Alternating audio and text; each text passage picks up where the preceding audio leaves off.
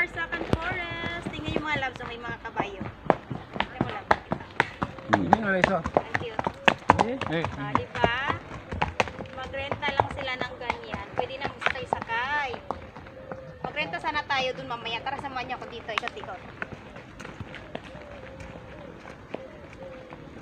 Dito, dali. Pasok. Pasok sa aking munting palasyo. Ito pa lang aking mga lupain. Aking mga tanim. Wala pang mga bunga kasi nga ano pa eh. Papatay na yung mga ano, kailangan ng palitan ng bunga. Magmumunga na siya ng bago.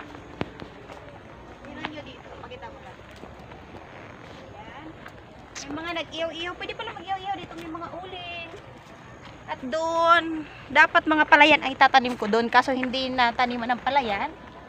At mga mais, mani, yung ganun na gusto ko itanim. Pero hindi. Nagbago ang isip ko, hindi ko nataniman ng mga palayan.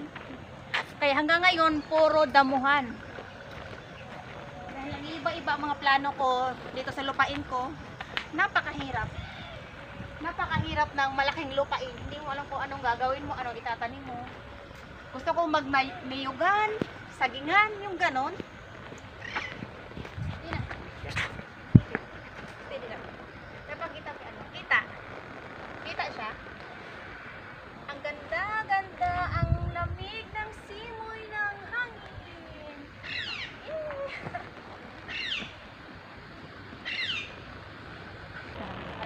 May duyan pala ako dito. Ito ang pinaka perfect duyan ko. Simple, simple. Ganito lang siya.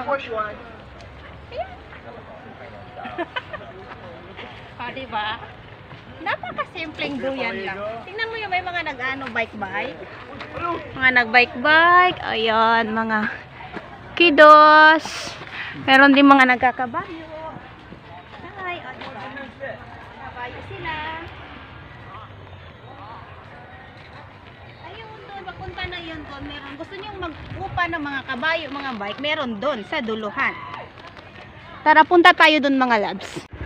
Ang ganda-ganda mga lalabs. Oh, nagrenta sila with uniform pa. Parang prinsesa at prinsipe lang. Ang cute-cute. Renta ng kabayo. Ayan. Oh. Oh, cute. Hi. Ang cute. Kaya nga nakangiti. Ay! Ang cute para ano, sa wolf. Hi! Good! Hello! Pauwi na kami mga lalabs. Ang ganda, parang kuweba lang yung daanan niya. Kitang-kita nyo? Wow na wow! Yun, ang mga gubat-gubat style dito sa Bahrain, Karsakan Forest. Yung mga naglalakad pa. Parang mga white, black lady pala. Mga black lady nakaabaya. Bye bye. Thank you for watching.